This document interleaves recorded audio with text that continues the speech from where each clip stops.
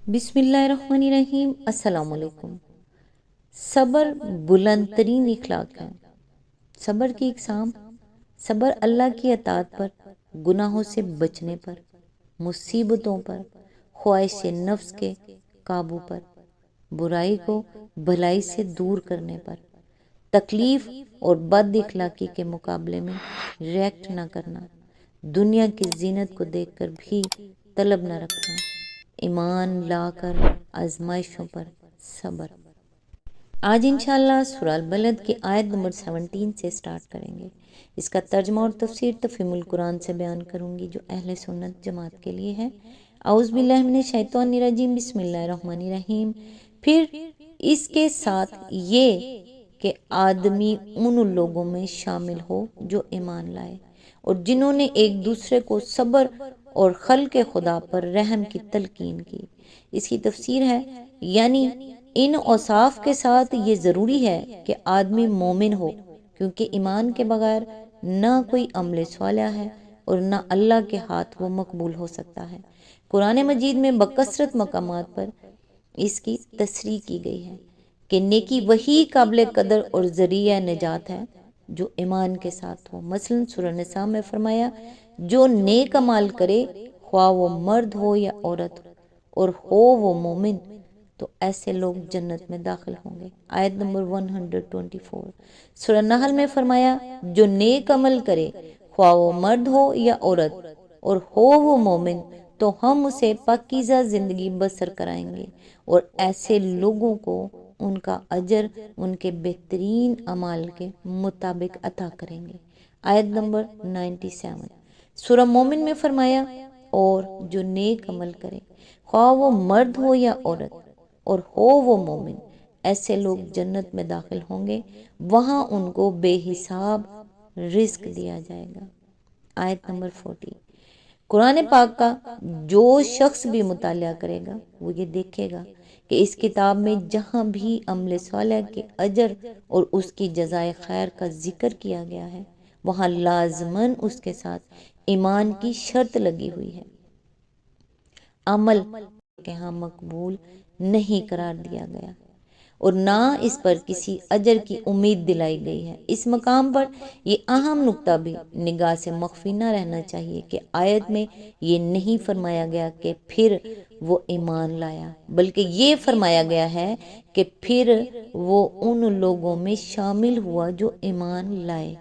اس کے معنی یہ ہے کہ محض ایک فرد کی حیثیت سے اپنی جگہ ایمان لا کر رہ جانا مطلوب نہیں ہے، بلکہ مطلوب یہ ہے کہ ہر ایمان لانے والا ان دوسرے لوگوں کے ساتھ مل جائے جو ایمان لائے ہیں، تاکہ اس اہل ایمان کی ایک جماعت بنے، ایک مومن معاشرہ وجود میں آئے اور اجتماعی طور پر ان بھلائیوں کو قائم کیا جائے جن کا قائم کرنا اور ان برائیوں کو مٹایا جائے جن کا مٹانا ایمان کا تقاضا ہے۔ اسی آیت کے ضمن میں آگے فرمایا، یہ مومن معاشرے کی دو اہم خصوصیات ہیں جن کو دو مختصر فقروں میں بیان کر دیا گیا ہے۔ پہلی خصوصیت یہ ہے کہ اس کے افراد ایک دوسرے کو صبر کی تلقین کریں اور دوسری یہ کہ وہ ایک دوسرے کو رحم کی تلقین کریں۔ جہاں تک صبر کا تعلق ہے، ہم اس سے پہلے بارہا اس امر کی وضاحت کر چکے ہیں کہ قرآن مجید جس وسیع مفہوم میں اس لفظ کو استعمال کرتا ہے، اس کے لحاظ سے مومن کی پوری زندگی صبر کی زندگی ہے اور ایمان کے راستے میں قدم رکھتے ہی آدمی کے صبر کا امتحان شروع ہو جاتا ہے۔ خدا کی فرض کردہ عبادتوں کے انجام دینے میں صبر درکار ہے۔ خدا کے احکام کی اطاعت و پیروی میں صبر کی ضرورت ہے۔ خدا کی حرام کی ہوئی چیزوں سے بچنا صبر کے بغیر ممکن نہیں ہے۔ اخلاق کی برائیوں کو چھوڑنا اور پاکیزہ اخلاق اختیار کرنا صبر چاہتا ہے۔ قدم قدم پر گناہوں کی ترغیبات سامنے آتی ہیں جن کا مقابلہ صبر ہی سے ہو سکتا ہے۔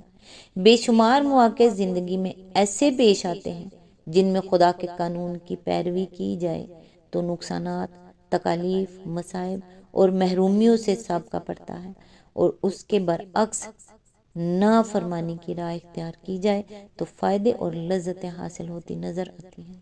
صبر کے بغیر ان مواقع سے کوئی مومن بخیریت نہیں گزر سکتا۔ پھر ایمان کی راہ اختیار کرتے ہی آدمی کو اپنے نفس اور اس کی خواہشات سے لے کر اپنے اہل و عیال، اپنے خاندان، معاشرے، اپنے ملک و قوم اور دنیا بھر کے شیاطین، جن و انس کی مزاحمتوں کا سامنا کرنا پڑتا ہے، حتیٰ کہ راہ خدا میں ہجرت اور جہاد کی نوبت بھی آ جاتی ہے۔ ان سب حالات میں صبر ہی کی صفت آدمی کو ثابت قدم رکھ سکتی ہے۔ اب یہ ظاہر بات ہے کہ ایک ایک مومن اکیلا اکیلا اس شدید امتحان میں پڑ جائے تو ہر وقت شکست کھا جانے کے خطرے سے دوچار ہوگا اور مشکل ہی سے کامیاب ہو سکے گا، بخلاف اس کے اگر ایک مومن معاشرہ ایسا موجود ہو جس کا ہر فرد خود بھی صابر ہو اور جس کے سارے افراد ایک دوسرے کو صبر کے اس ہمہ گیر امتحان میں سہارا بھی دے رہے ہوں تو مرانیاں اس معاشرے کے قدم چومیں گی۔ بدی کے مقابلے میں ایک بے پناہ طاقت پیدا ہو جائے گی۔ انسانی معاشرے کو بھلائی کے راستے پر لانے کے لیے ایک زبردست لشکر تیار ہو جائے گا۔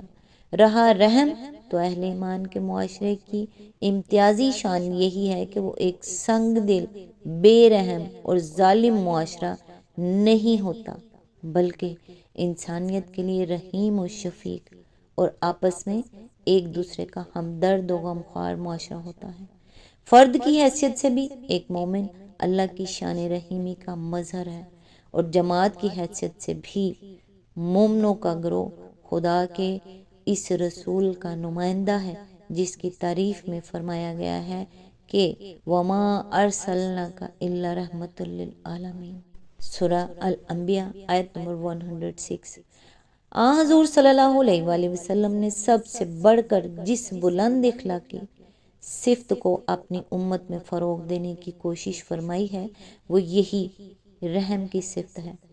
مثال کے طور پر آپ کے حسب ذیل ارشادات ملاحظہ ہوں جن میں معلوم ہوتا ہے کہ آپ کی نگاہ میں اس کی کیا اہمیت تھی۔ حضرت جریر بن عبداللہ کی روایت ہے کہ رسول اللہ صلی اللہ علیہ وآلہ وسلم نے فرمایا، اللہ اس شخص پر رحم نہیں کرتا جو انسان پر رحم نہیں کرتا۔ حضرت عبداللہ بن عمر بن عاص کہتے ہیں کہ حضور صلی اللہ علیہ وآلہ وسلم نے فرمایا، رحم کرنے والوں پر رحمان رحم کرتا ہے، زمین والوں پر رحم کرو، آسمان والا تم پر رحم کرے گا۔ حضرت ابو سعید خدری حضور کا یہ ارشاد نقل کرتے ہیں کہ جو رحم نہیں کرتا اس پر رحم نہیں کیا جاتا۔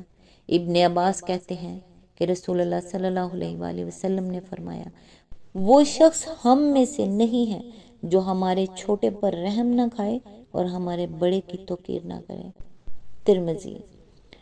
ابو داؤد نے حضور کے اس ارشاد کو حضرت عبداللہ بن عمر کے حوالے سے یوں نقل کیا ہے کہ جس نے ہمارے چھوٹے پر رحم نہ کھایا اور ہمارے بڑے کا حق نہ پہچانا وہ ہم میں سے نہیں ہے۔ حضرت ابو ہریرہ کہتے ہیں کہ میں نے ابو القاسم صادق و مصدوق صلی اللہ علیہ وآلہ وسلم کو یہ فرماتے سنا ہے کہ بدبخت آدمی کے دل ہی سے رحم سلب کر لیا جاتا ہے۔ حضرت ایاز بن حمار کی روایت ہے کہ حضور نے فرمایا، 3 قسم کے آدمی جنتی ہیں، ان میں سے ایک وہ شخص ہے جو ہر رشتہ دار اور ہر مسلمان کے لیے رحیم اور رقیق القلب ہو۔ مسلم۔